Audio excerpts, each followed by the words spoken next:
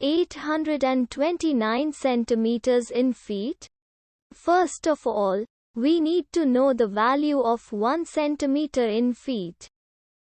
It's always 1 centimeter equals 0.03280839895 feet.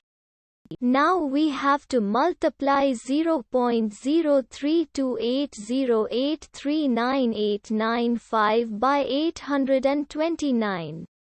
Therefore, 829 centimeters times 0.03280839895 feet equals 27.1981627295 feet.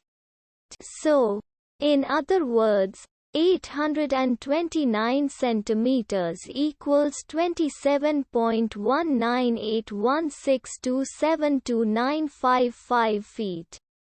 We hope you have enjoyed this video. Please like and subscribe to our channel for more videos like this.